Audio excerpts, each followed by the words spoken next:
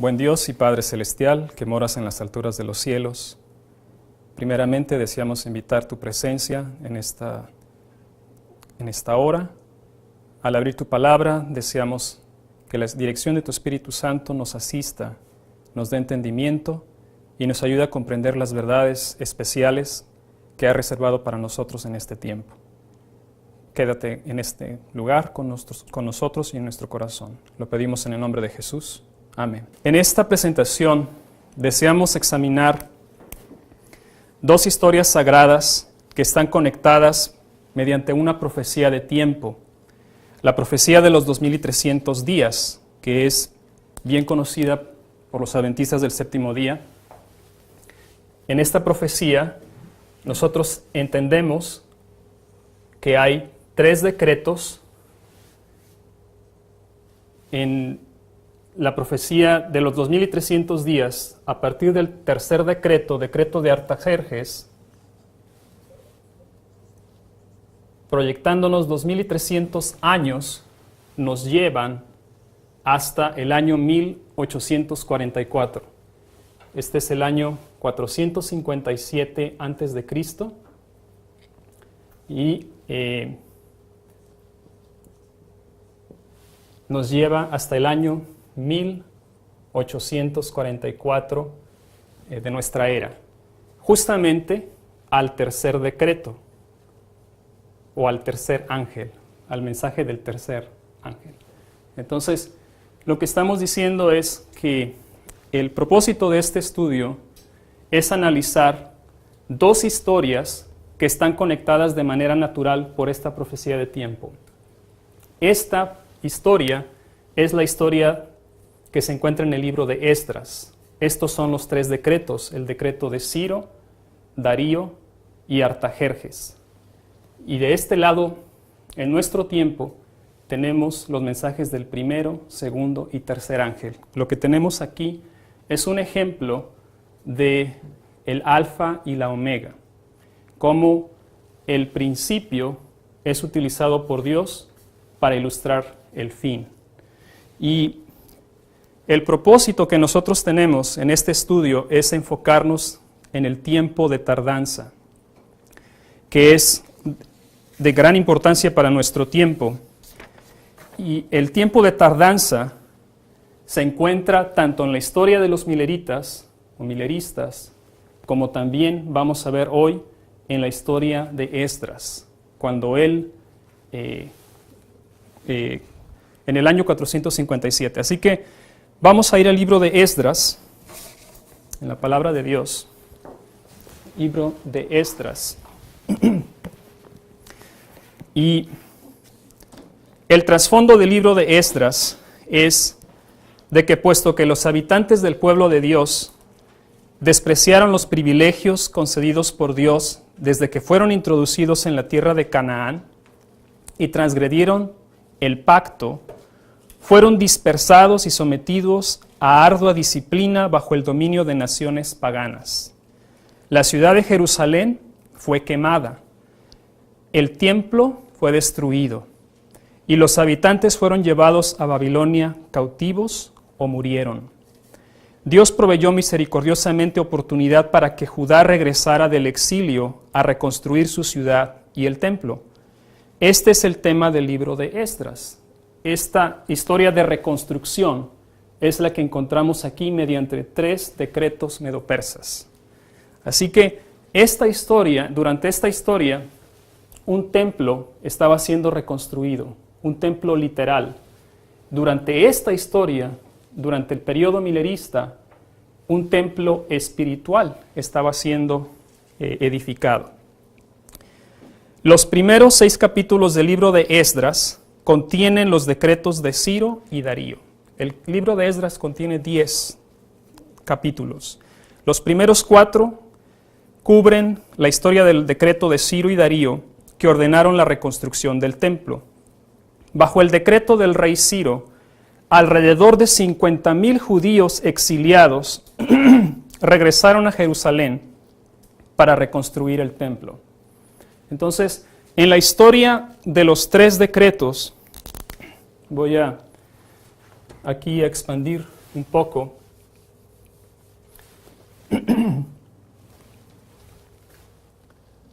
esta línea. El primer decreto es el decreto del rey Ciro, que algunos historiadores lo colocan en el año 536, 537, dependiendo la cronología que usemos, 536 o 37.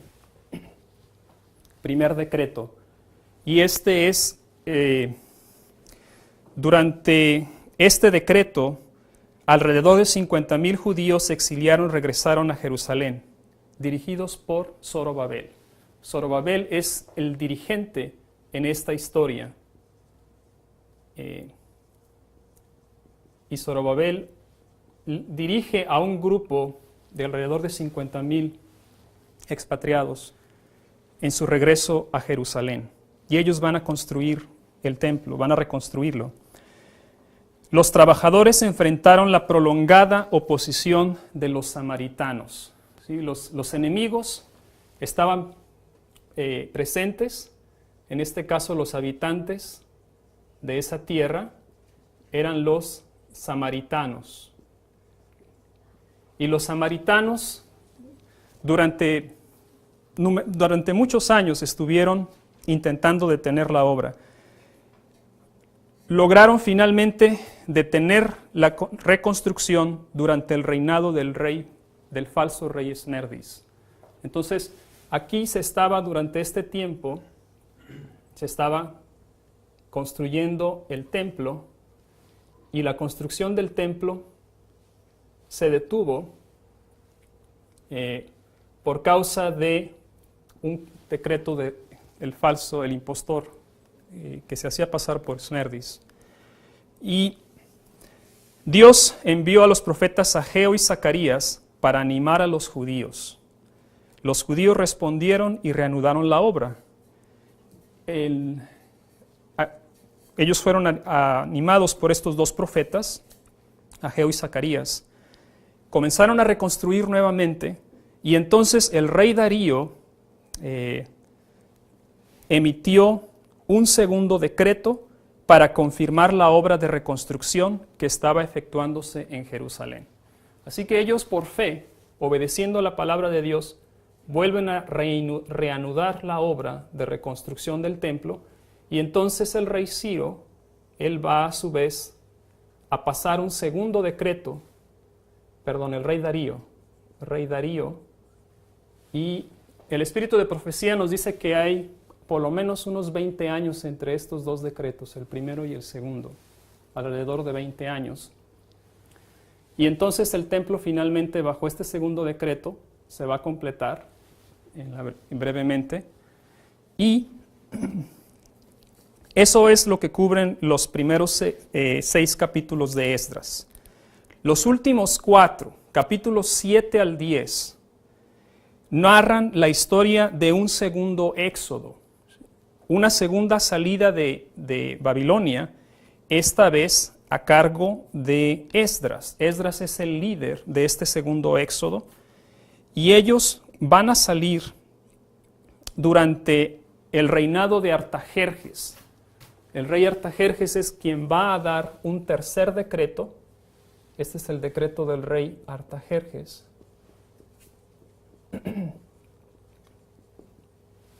Y eso se encuentra ahí en el capítulo 7. Vamos a ir al capítulo 7. El capítulo 7 al 10, el reformador que Dios va a utilizar en esta historia es Esdras, el sacerdote. Y vamos a enfocarnos en el capítulo 7, sin olvidar por un momento que entre estas dos historias, entre la historia del segundo decreto y el tercero, aquí no se aprecia porque no está de manera proporcional, pero hay por lo menos unos 70 años de distancia entre el segundo y el tercer decreto. Entonces, hay un lapso de tiempo grande, y es allí cuando llega el año 457 a.C., es cuando Esdras finalmente él Él viene con un tercer decreto. Y allí en Esdras 7,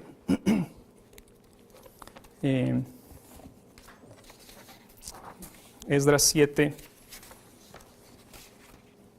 versículos 6 y 7.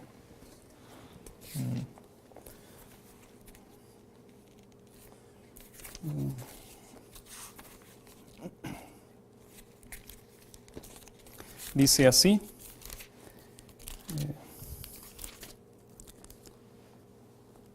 Ahora pues, 7, versículo 6. Este Esdras subió de Babilonia.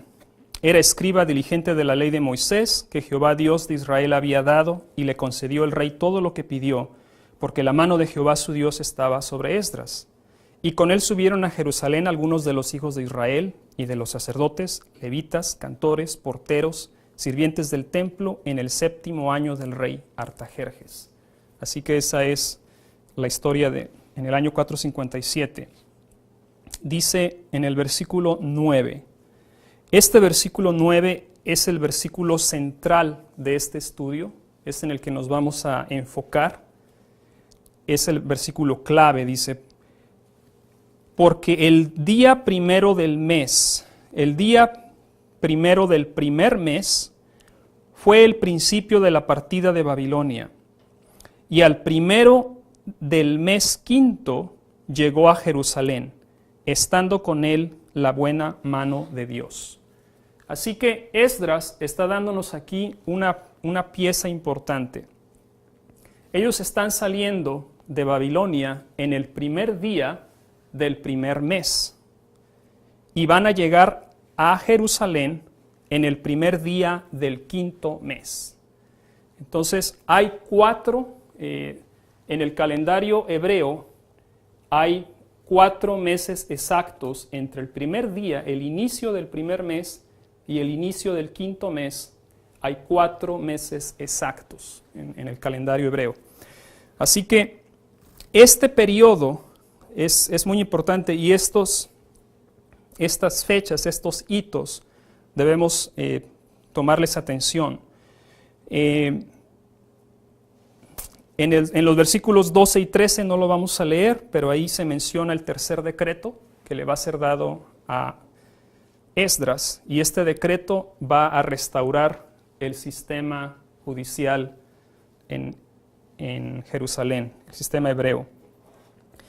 Pasamos al capítulo 8, y en el capítulo 8 de Esdras, después de mencionar en los primeros versículos la genealogía de los hijos de los hebreos que salieron de cautiverio, en el versículo 15 nos dice así: los reuní junto al río que viene a Ahava, y acampamos allí 3 días.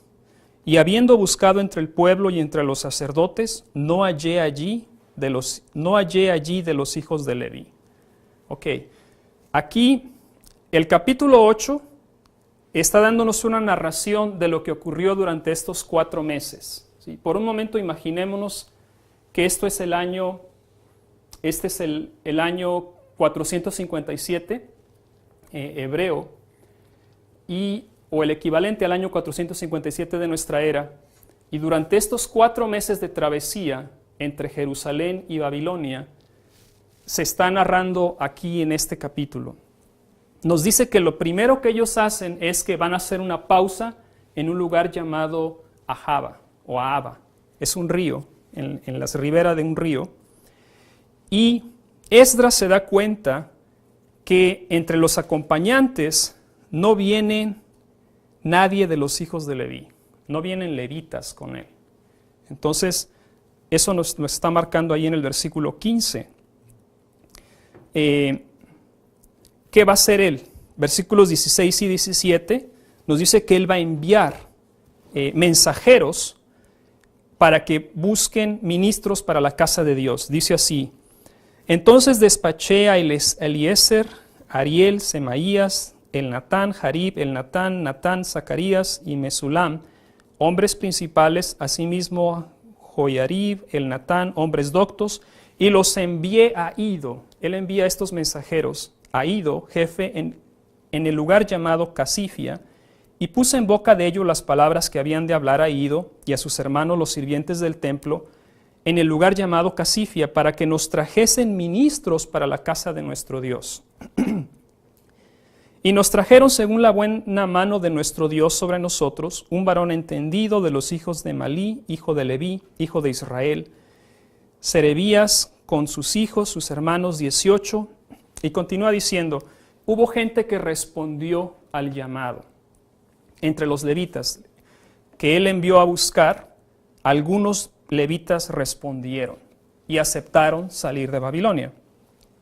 Después en el versículo 24 menciona que él va a nombrar, dice aquí, aparté luego a 12 de los principales de los sacerdotes, a Serebías y a Sabías, y con ellos 10 de sus hermanos, y les pesé la plata y el oro y los utensilios, ofrendas que para la casa de nuestro Dios habían ofrecido el rey y sus consejeros y sus príncipes y todo Israel allí presente. Y esta ofrenda que ellos llevaban mientras iban saliendo de Babilonia había sido dada por los reyes medo-persas o el rey medo-persa, iba a ser entregada en Jerusalén y consistía en plata, oro, utensilios, versículo 25, utensilios, ofrenda para la casa de nuestro Dios habían ofrecido el rey y sus consejeros y sus príncipes y todo Israel allí presente. Así que van a pesar la plata, el oro y las ofrendas. Y entonces les dice Esdras en el versículo 28, vosotros estáis consagrados a Jehová y son santos los utensilios y la plata y el oro. Ofrenda voluntaria a Jehová, Dios de nuestros padres. Así que estos 12 varones que él escogió, que eran de los principales sacerdotes, les dice que se consagren porque ellos son consagrados a Jehová y los utensilios y las ofrendas que ellos portan también son santos, es lo que les dice. Y entonces les da la instrucción de que cuando lleguen ellos a Jerusalén, van a volver a pesar esas ofrendas. Eso lo dice en el versículo 30, me parece. Y después, en el 31, dice, partimos del río Ahava, el 12 del mes primero, para ir a Jerusalén. Y la mano de nuestro Dios estaba sobre nosotros. Permanecieron 12 días allí en ese río y después prosiguieron su camino. Y llegaron a Jerusalén y reposaron allí 3 días. Y ya nos informó Esdras 7:9 que ellos van a llegar en el primer día, pero del 5º mes. Entonces, vamos a ver qué nos dice el Espíritu de Profecía al respecto. En Profetas y Reyes, página 450, nos dice, la promulgación de este decreto por Artajerjes puso de manifiesto la providencia de Dios. Algunos la discernieron y gozosamente aprovecharon la oportunidad de regresar en circunstancias tan favorables. Se designó un lugar general de reunión y a la fecha señalada los que deseaban ir a Jerusalén se congregaron para el largo viaje. Dijo Esdras, juntélos junto al río que viene a Ahava y reposamos allí 3 días. Esdras había esperado que una gran multitud regresaría a Jerusalén, pero se quedó chasqueado. Entonces, por lo reducido del número de los que habían respondido al llamamiento. Así que allí en el primer día del primer mes está marcándonos que Esdras sufre un chasco. Muy pocos respondieron al llamado a salir de Babilonia. Y continúa diciendo allí que muchos habían adquirido casas, tierras, no deseaban sacrificar estos bienes. Después dice, cuando Esdras pasó revista a la congregación, se sorprendió al no encontrar a ninguno de los hijos de Leví. ¿Dónde estaban los miembros de la tribu que había sido designada para el servicio sagrado del templo? A la convocación, ¿quién está de parte del Señor? Los levitas debieron haber sido los primeros en responder. Así que nos está marcando aquí, en esta historia, en la historia de Esdras, él está sufriendo un chasco porque muy pocos respondieron al llamado y ninguno de los hijos de Leví. Entonces, él lo que va a hacer allí, ya lo leímos en la Biblia, es que él va a mandar a buscarlos. Él va a mandar llamar a los levitas a salir de Babilonia. Y el mismo libro, Profetas y Reyes, página 451, dice allí que después de, nuevamente Esdras se dirigió a los levitas y les mandó una urgente invitación a unirse a su grupo. Para recalcar cuán importante era que actuaran prestamente, envió con su súplica escrita a varios de los hombres principales y hombres doctos, mientras que los peregrinos quedaban esperando con Esdras. Ahí hay una espera, hay una tardanza. Dice, aquellos mensajeros de confianza se apresuraron a llevar la súplica destinada a traer ministros para la casa de nuestro Dios. Esta súplica fue escuchada y algunos de los que habían estado vacilando decidieron finalmente que regresarían. En total llegaron al campamento unos 40 sacerdotes, 220 de los nethineos, hombres en quienes Esdras podía confiar como sabios ministros, buenos maestros y auxiliadores. Y después hay otra segunda cita en 4:53 del mismo libro Profetas y Reyes. Dice, durante los pocos días que los israelitas esperaron al lado del río. Es la palabra en original en inglés es tarry, o es tardanza, es la espera. Aquí hay una tardanza y está marcándolo en la historia de Esdras. En esa tardanza el propósito es que los levitas se dispongan a salir de Babilonia, se dispongan ellos también a ser parte de esta salida. Así que hasta ahora, en lo que hemos visto hasta ahorita, haciendo un repaso, primer día del primer mes en la historia de Esdras, en el año 457 tenemos que Esdras comienza a salir de Babilonia el primer día del primer mes. Experimenta un chasco, hay un tiempo de tardanza para que los levitas también puedan unirse y hay un llamado a los levitas, hay un llamado a que los levitas salgan de Babilonia. Y ellos van a llegar el primer día del quinto mes. Así que la historia de Esdras en el capítulo 7 nos está marcando estos dos grandes hitos, o estos dos grandes primer día del primer mes, primer día del quinto mes, y no lo menciona explícitamente, únicamente se infiere, es decir, nosotros sabemos que el tercer decreto, nosotros sabemos hoy en día, gracias al espíritu de profecía, que el tercer decreto se implementó de hecho en el otoño de del año 457, que vendría siendo el séptimo mes. Entonces, Esdras durante este periodo viene saliendo de Babilonia, él llega, después de haber hecho una tardanza, él llega a Jerusalén y entonces en cuestión de 2 meses y algunos días se implementa el decreto que él portaba, el tercer decreto de Artajerjes, y la obra se pone en marcha. Entonces, ahora,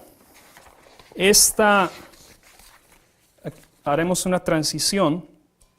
Ya hablamos acerca del alfa en esta profecía de los 2300 días. Hemos mencionado, o nuestra intención es demostrar que estos mismos hitos, estas mismas características, se van a repetir de este otro lado de la profecía de los 2300 días, con la historia de los mileristas. Y van a experimentar estas mismas circunstancias. Antes de que veamos eso, debemos tener en cuenta que en la Biblia se mencionan diferentes cómputos de tiempo, diferentes maneras de calcular el tiempo. Y tenemos diferentes ejemplos. Por ejemplo, voy a escribirlo aquí. Tenemos el tiempo bíblico, el tiempo bíblico es el que se menciona en la Biblia, donde el año tiene 12 meses, con 30 días cada mes. ¿Y cuántos días en total tiene el año bíblico? ¿Alguien sabe? 360. El año bíblico consta de 360 días. Entonces, ese es un cómputo de tiempo. También tenemos tiempo profético. No es lo mismo, bíblico y el profético. El profético es cuando aplicamos el principio de día por año. Es similar, funciona similar con estas mismas características de mes de 30 días, año de 360 días, pero aquí se aplica el principio de día. Un día equivale a un año. Ese es el que se utiliza en profecía. Entonces, aquí cuando uno lee la profecía de los 2300 días, en Daniel 8:14, nos dice hasta 2300 tardes y mañanas. Si fuera tiempo bíblico, serían tardes y mañanas de días literales, ¿sí? Serían 2300 días literales. Pero sabemos que no se está refiriendo a eso, se está refiriendo a tiempo profético. Entonces, esos días de tardes y mañanas se convierten en 2300 años, ¿sí? Entonces, en el tiempo profético, el día literal equivale a un año. El día equivale a un año. Ahora, hay otro cómputo que también está conectado con la Biblia, y este es el cómputo hebreo. ¿Sí? El cómputo hebreo es la manera como ellos calculan su calendario, y que en esta presentación vamos a hablar un poquito más acerca de eso en un momento. Únicamente quiero mencionar de momento que en el cómputo hebreo hay dos cómputos. Hay uno que es el civil, calendario civil hebreo, que comienza en el otoño, y tenemos el calendario religioso hebreo. Ese es en el que nos queremos enfocar, calendario hebreo religioso o sagrado. Por eso aquí lo tengo marcado como sagrado o religioso. Y este comenzaba en la primavera. Ahora, este calendario religioso se divide en dos. Hay dos aplicaciones. Una de ellas es el rabínico. Ese es el que utilizaban a partir del siglo. Los rabinos hebreos implementaron el cómputo rabínico, y también existe el cómputo caraíta. Estos dos son religiosos, son variaciones del calendario hebreo religioso. Vamos a hablar un poco acerca de estos dos, porque nuestros pioneros mileristas, ellos tuvieron que comprender, ellos tuvieron que hacer una decisión entre estas dos variaciones, entre el calendario rabínico y el calendario caraíta. Y por último, con el calendario que estamos nosotros familiarizados, obviamente, es el que se le conoce como gregoriano o occidental. Y este calendario comienza en el invierno, ¿verdad? Nuestro calendario aquí está representado en la parte baja de esta línea.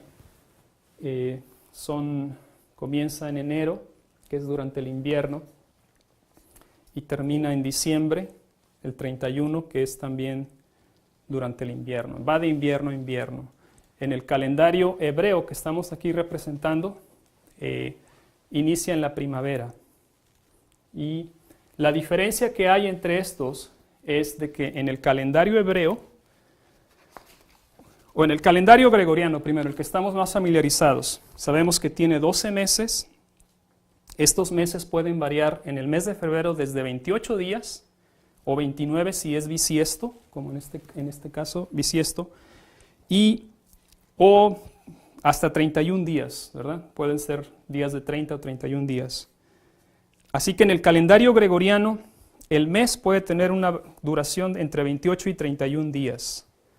Y ahí tiene un total de 365 días, cuando es normal o común, o 366 cuando es bisiesto. Entonces, este es un calendario solar, el calendario gregoriano. El calendario hebreo es un calendario lunisolar, está basado en la luna. Y el calendario hebreo, los días del mes, un mes puede tener 29 o 30 días. Entonces, el mes hebreo, del calendario hebreo,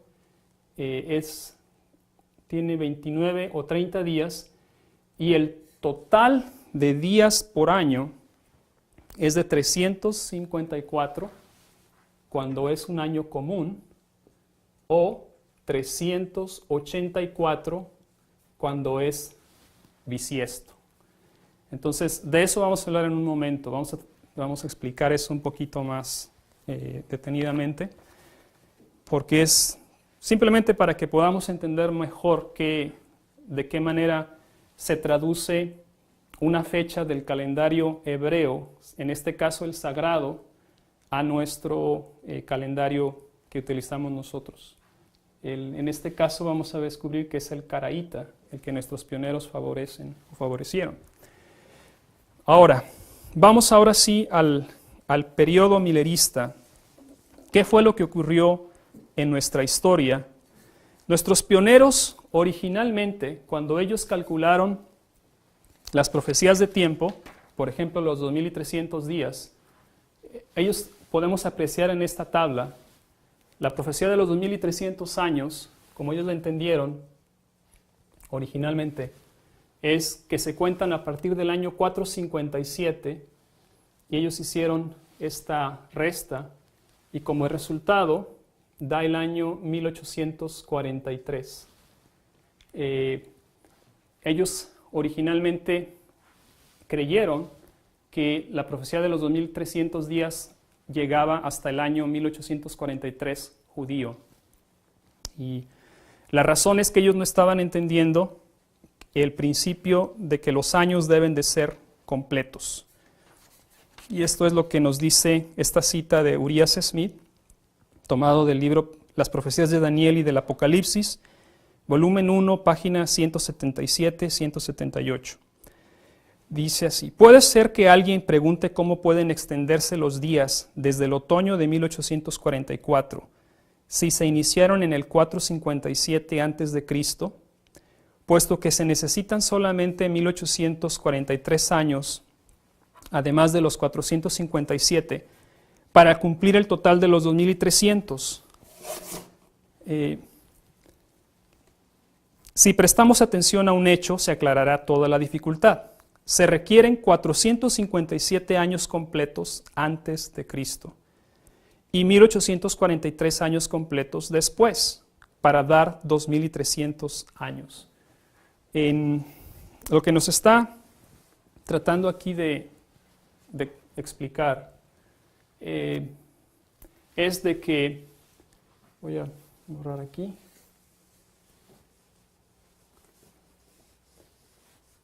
nos está tratando de explicar este pionero, es que los años deben computarse, deben ser completos. Este cálculo es correcto siempre y cuando tengamos 457 años completos antes de Cristo y 1843 años completos después de Cristo.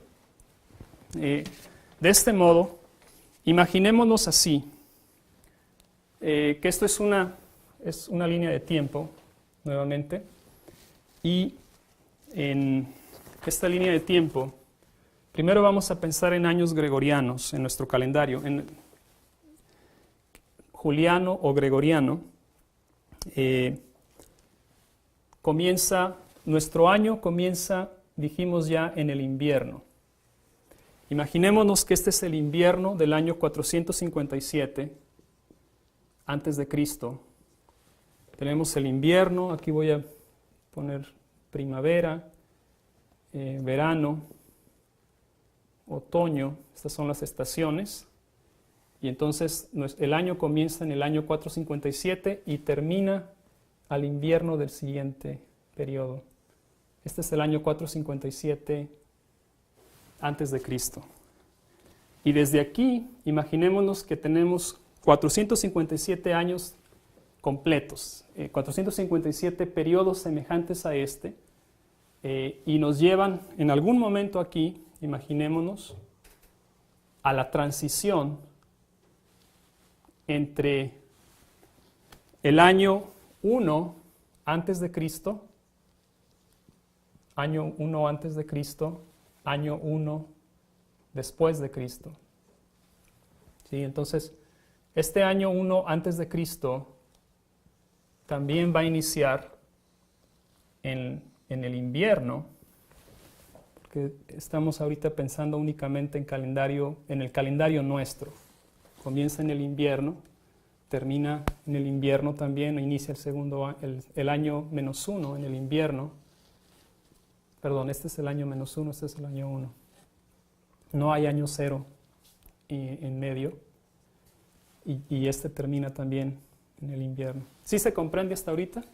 De aquí a aquí debe de haber 457 años completos. Es lo que nos dice la cita. 157 años completos. Y después, de aquí a acá, debe haber 1843 años completos. Que sean desde aquí. Entonces, ellos originalmente pensaron, creyeron, este es el año 1843, que comienza en el invierno, termina en el invierno y comienza aquí el año 1844 de nuestra era. Ellos originalmente no estaban poniendo atención en el 44. Ellos creían que se completaban aquí. Aquí en este punto se completan 1843 años completos. Recuerden que deben ser. Entonces, aquí, sumando estos dos, tenemos un total de 2300 años completos. Pero lo que nos va a decir la cita a continuación es de que esto únicamente funciona si el periodo hubiera comenzado el primer día del año 457. Imaginémonos que el primer día, si fuera calendario gregoriano, sería el 1 de enero. Estamos ahorita pensando todavía en gregoriano, en nuestro calendario. 1 de enero, y entonces nos llevaría aquí hasta el 1 de enero del año 1, y después hasta 1 del año 1 del año 1844. En realidad, bueno, lo que dice él es que sería el 30 del enero 1 al 31 de diciembre es un año. Estaría terminando aquí. Si fuera en calendario gregoriano, aquí empezaría 1 de enero, terminaría 31 de diciembre del año 1843. Ahí serían 2300 años completos. Pero nuestros pioneros entendían, porque ellos habían estado viendo calendarios, que no estaban calculándolo, no debían calcularlo en el gregoriano, sino debían calcularlo en el calendario hebreo, que no comienza en el invierno, sino comienza ¿dónde? En la primavera. Por lo tanto, en realidad, ellos entendían, iba de primavera a primavera, este es el año 457, ellos entendían que iba a terminar el año 1843 en la primavera del año 1844. Este es el año 1843. ¿Me explico? O sea, es este mismo periodo, simplemente se está recorriendo porque no empieza en el invierno, sino el calendario hebreo empieza en la primavera. Entonces ellos entendieron que en la primavera del año 1844, que es lo que estamos mencionando aquí, el año 1843 iba a llegar a su fin. Ahora, lo que ellos tenían que definir era exactamente dónde terminaba el año 1843, porque hay dos cálculos o dos cómputos. Miller, él favoreció el primero, rabínico, porque este es el más aceptado. El calendario rabínico concluye e inicia el año en el equinoccio de primavera. Eso es durante el mes de marzo, 21 de marzo.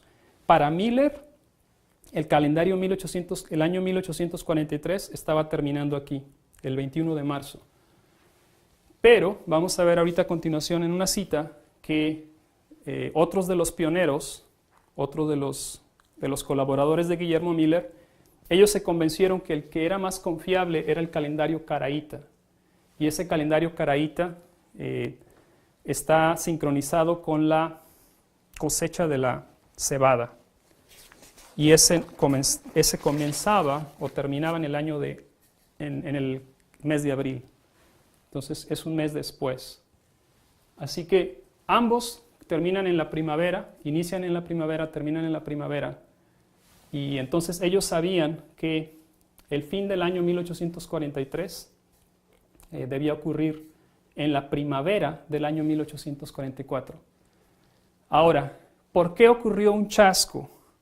Lo que la historia y el espíritu de profecía también lo confirma es que ellos van a descubrir algo.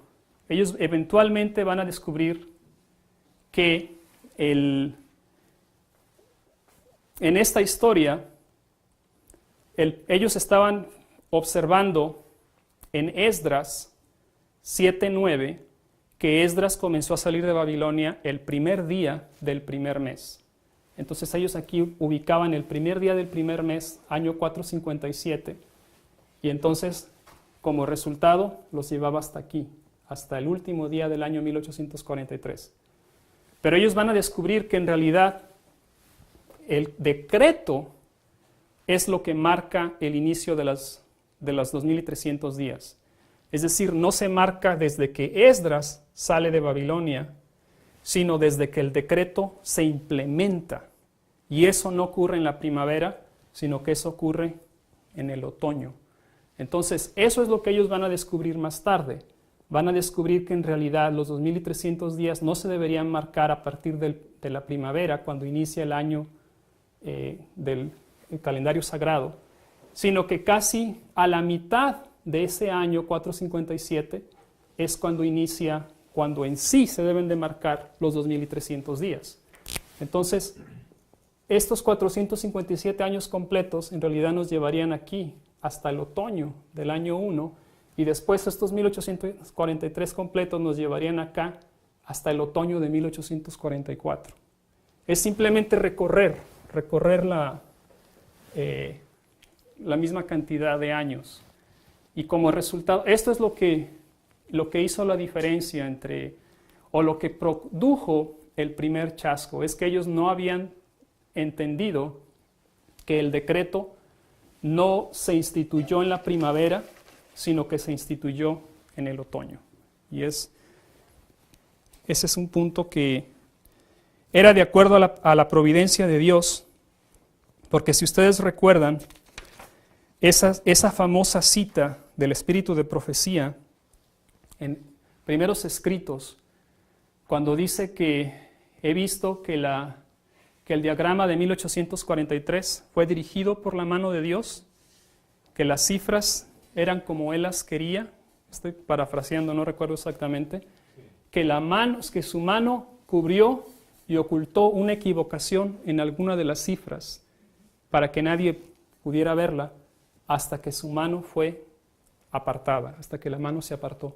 Y lo que estaba cubriendo aquí, lo que no les había permitido Dios inicialmente a ellos entender, era que el decreto no se instituyó en la primavera cuando Esdras sale de Babilonia, sino que el decreto se instituye en realidad en el otoño.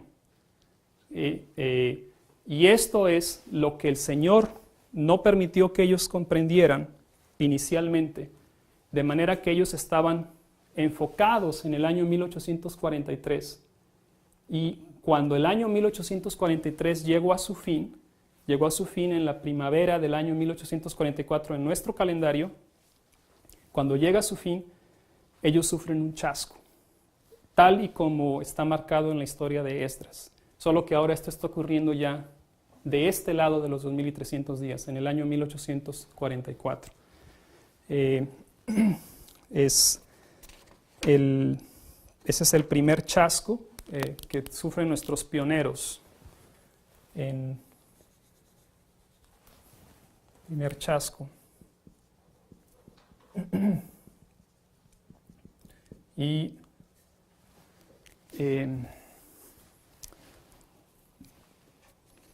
ahora, con respecto al calendario hebreo, simplemente agregar un poco, el calendario hebreo es un calendario lunisolar, lo que significa que los meses se basan en meses lunares, pero los años se basan en años solares.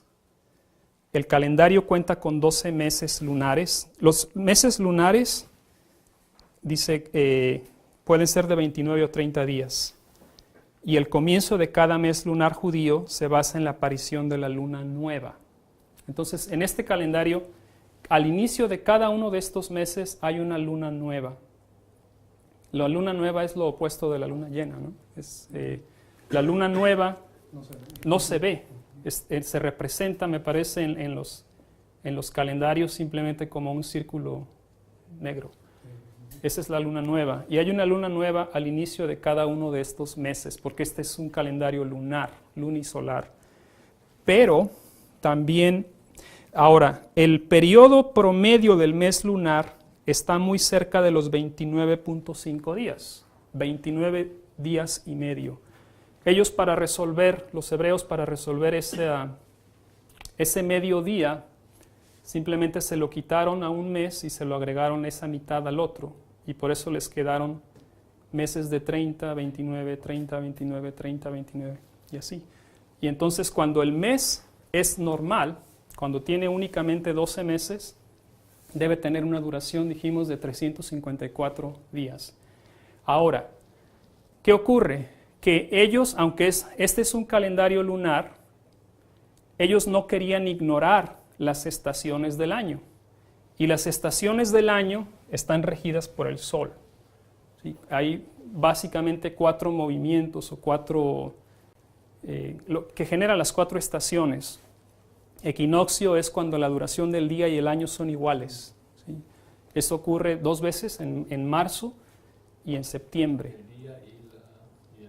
Sí, entre el día y la noche. Entonces, en el hemisferio norte ocurre lo opuesto que en el sur, ¿verdad? Pero en el hemisferio norte, aquí el 21 de marzo aproximadamente, el día y la noche duran lo mismo. Después, aquí comienza el día a hacerse más largo, y el día más largo ocurre el 21 de junio aproximadamente. Después comienza a descender y nuevamente al llegar al equinoccio, día y noche son iguales. Después continúa reduciéndose la duración del día y para llegar al 21 de diciembre tenemos el día más corto del año. ¿Qué es lo que estamos viendo ahorita, ¿no? Que los días los días se están haciendo más cortos. Cuando llega el 21 de diciembre tendremos el día más corto del año. Y después comienzan lentamente lo inverso y llega hasta el siguiente equinoccio. Y entonces este ciclo es solar. Entonces ellos, para tratar de armonizar el ciclo lunar con el ciclo solar, ellos tuvieron que hacer arreglos porque el ciclo solar es de 365 días, aproximadamente 365 días y fracción. Entonces, si ellos tienen 354 días en su calendario normal, ellos se quedan cortos por lo menos 11 días. Entonces, 11 días, si ustedes los van agregando en 3 años, ya son 11 por 3, 33, ya se quedaron atrás 33 días. ¿Qué hacen entonces? Insertan un mes completo. Cada 2 o 3 años ellos hacían eso. Y ese treceavo mes, aquí está representado porque en el año 1843 hebreo, fue un mes bisiesto que ellos intercalaron, y entonces Aquí hay un 13º mes que lo llamaban 12. Cada uno de estos meses tenían sus nombres. Elul, me parece, no recuerdo exactamente el nombre. Pero eso es lo que ocurría con la manera como ellos calculaban el tiempo, los hebreos.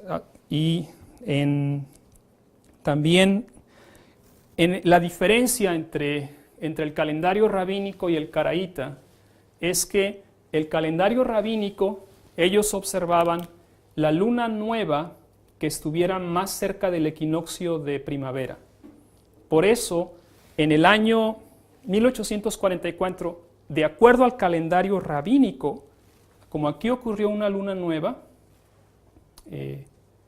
y esta luna nueva es la más cercana al equinoccio de primavera, aquí marcaron los rabinos el inicio del año 1844.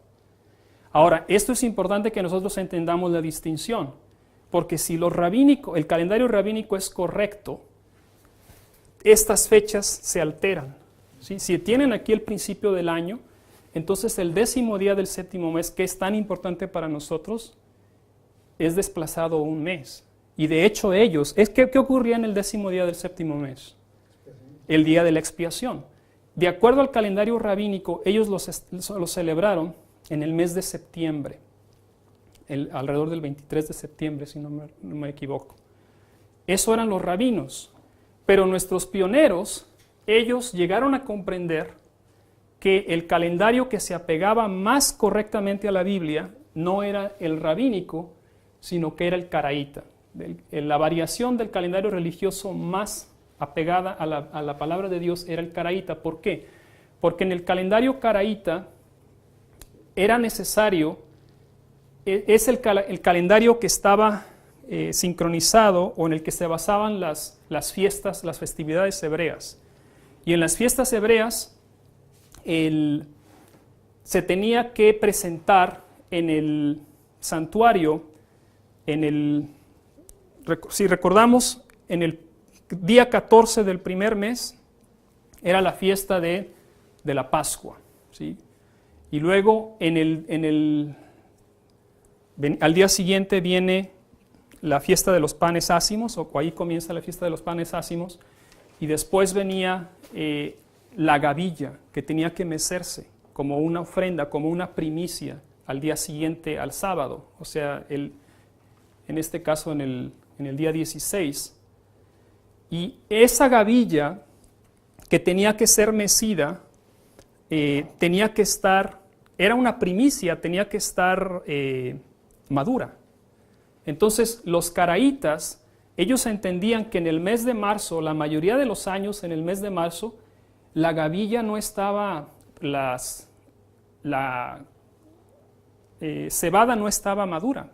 Así que ellos esperaban hasta la siguiente luna nueva y entonces, ahora sí, ellos podían tener una cosecha que ellos podían traer como una primicia. Aquí, aquí comenzaban ellos en el calendario caraíta, que era entonces una luna nueva después del año rabínico. Así que esto es una pieza importante que nosotros debemos entender, por lo que les decía, muchos enemigos del adventismo hoy en día tratan de debatir esto, y ellos nos acusan de que nosotros no observamos que sabemos que la profecía de los 2300 años es fundamental para el adventismo, porque marca el 22 de octubre de 1844, sabemos nosotros que es cuando inició la intercesión de nuestro Señor Jesucristo en el lugar santísimo. Y ellos tratan de destruir esta fecha tan significativa, confrontándonos con el calendario rabínico. Y el calendario rabínico marca una fecha diferente para el día de la expiación. Y dicen, sí, ven, ustedes están mal. Toda su base está fallada. Pero es porque nosotros, al examinar la evidencia, tal y como lo hicieron nuestros pioneros, entendemos que el calendario que se apega bíblicamente a la Biblia es el caraíta. El rabínico no se apega porque recordemos que los hebreos fueron expatriados. Ellos fueron fueron dispersos. Y entonces ellos no tenían forma de observar la maduración de la cosecha en Judea. Como ellos estaban en las diferentes naciones, lejos de Judea, ellos no tenían forma de observar la maduración de la cebada. Y entonces lo que ellos hicieron fue más bien calcular su calendario mediante observaciones astronómicas. Y por eso ellos escogieron la más sencilla, el equinoccio, ¿sí? De equinoccio a equinoccio a equinoccio. Entonces, ellos marcaban el principio del año, pero los caraítas, ellos fueron más estrictos. Y ellos sí se aseguraban que fuera el inicio del mes, en el mes cuando la cosecha estaba madura, la cosecha de cebada, tal como lo indicaba la instrucción bíblica. Entonces, básicamente, esa es la explicación sobre el calendario. Yo creo la parte donde vamos a finalizar es simplemente entender estas fechas. Rápidamente vamos a tratar de ver cuál es el equivalente de estas fechas, y para eso vamos a hacer un cálculo sencillo. Nosotros sabemos por la inspiración, vamos a hacerlo de manera inversa a como lo hicieron los pioneros. Los pioneros, ellos conocían el principio del año y entonces ellos calcularon hacia adelante cuál iba a ser el día de la expiación. Y ellos llegaron a la conclusión de que iba a ser el 22 de octubre. Nosotros vamos a hacerlo de manera inversa. Sabemos nosotros por seguro, porque así lo marca el Espíritu de Profecía, que el 22 de octubre concuerda con el 10º día del séptimo mes. Así que lo que vamos a hacer es simplemente calcular hacia atrás. Y aquí, en este séptimo mes tenemos 10 días, así que vamos a sumarlos, 10 días, 29 y 30, nos dan un total de 69 días, ¿cierto? Hasta el primer día del quinto mes. Ahora vamos a hacer la conversión. Tenemos 22 días en el mes de octubre. En el mes de octubre. Tenemos 30 días en el mes de septiembre. Y vamos a ver, sumamos estos dos para saber cuánto nos faltan. Tenemos 52, se lo restamos a 69. ¿Cuántos serían? 17, ¿no? 69 menos 52, 17. Entonces nos faltan 17 días que los vamos a tomar aquí a partir del mes de agosto. Voy a hacerlo con mis dedos rápidamente. Contar empezando en el día 31, hacia atrás 17 días.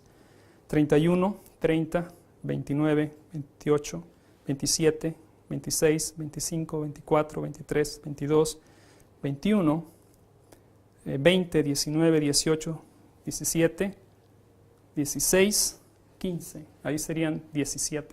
¿Sí? Nos marca el día 15 de agosto.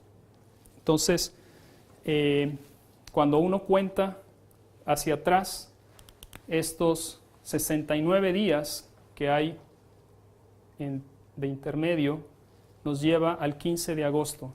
Cuando uno hace lo mismo, pero ahora con el periodo completo,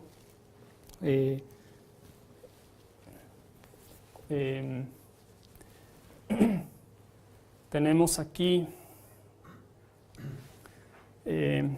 tenemos 10 días, 3 meses con 29 días cada uno, serían 29 por 3, 7, 87, y después 3 meses con 30 días, serían 90. Estoy haciéndolo un poco más complicado, creo. Son 177 más estos 10 días, ¿verdad? Aquí son 177. Si uno suma todos estos, 30, 29, 30, 29, da 177, más 10 días en este mes séptimo, nos da un total de 187 días. Hay 187 días entre el primer día del primer mes y el 10º día del séptimo mes en el calendario hebreo. Ahora la conversión rápidamente es 22 días en el mes de octubre, 30 en septiembre, 31 en agosto y 31 en julio, 30 en junio, 31 en mayo y vamos a ver hasta ahorita cuánto llevamos aquí. Serían 175. ¿Necesitamos cuánto? 187 menos 175. 12. Vamos a restarlos aquí, vamos a contarlos, a restarlos al mes de abril, que tiene 30 días. Entonces, 12 días vamos a restar. Son 30, 29, 28, 27, 26, 25, 24, 23, 22, 21, 20, 19. Aquí está el 19 de abril, es la fecha que nos marca. Ahora, este cálculo es correcto, y vamos a terminar aquí con esta cita. Es una cita por un pionero, José Bates, en el año 1847. Él escribe en el libro Second Advent Waymarks and High Heaps, que no está traducido al español, dice: y a la medianoche se oyó un clamor: aquí viene el esposo, salid a recibidle. Entonces todas aquellas vírgenes se levantaron y arreglaron sus lámparas. Ya hemos demostrado que por los periodos proféticos, que el tiempo de tardanza para el esposo fue de 6 meses, comenzando el 19 de abril hasta el 22 de octubre de 1844. 19 de abril está diciéndonos José Bates en esa cita. Y esa cita la publicó en el año 1847, solamente 3 años después de lo ocurrido. Entonces, es una cita bastante confiable, yo diría. Y además de que los historiadores adventistas confirman esta misma cita, esta misma información. Vamos yo creo, a concluir por ahora. Simplemente hemos tratado de establecer estas fechas: 19 de abril, 15 de agosto, que son las que corresponden en el calendario gregoriano, en nuestro calendario, con las fechas en que ocurrieron estos eventos. Primer día del primer mes es cuando nuestros pioneros sufrieron su primer chasco, y en esta fecha, el agosto 15 del año 1844, simplemente lo vamos a mencionar aquí y lo vamos a explicar en el siguiente estudio. Es la fecha cuando ocurre el clamor de medianoche. Entonces, esta es cuando ocurre el clamor de medianoche en el campestre de Exeter, en New Hampshire, y esta es la fecha cuando ocurre el gran chasco en esto. Entonces, por ahora vamos a concluir aquí, y Dios mediante en el siguiente estudio vamos a retomar esta información. Oramos. Amoroso Dios, que moras en las alturas de los cielos, santificado sea tu nombre. Nuestro buen Dios, damos gracias porque nos permites observar a partir de tu palabra la manera tan precisa como has dirigido en el pasado estos movimientos, y cómo Esdras, al salir de Babilonia, salió exactamente en el momento correcto para prefigurar, para tipificar a los mileritas, que ellos también en 2300 años más tarde iban a salir en la misma fecha, iban a salir de Babilonia también en circunstancias similares, iban a experimentar circunstancias muy similares a las que experimentó Esdras. Y esto es una prueba convincente de que estas historias han sido ordenadas por el león de la tribu de Judá, por el Alfa y el Omega, y que esto debe darnos gran confianza de que Él está en control y en la dirección de este movimiento. rogamos, Señor y Dios, por tu dirección, en el nombre de Jesús. Amén.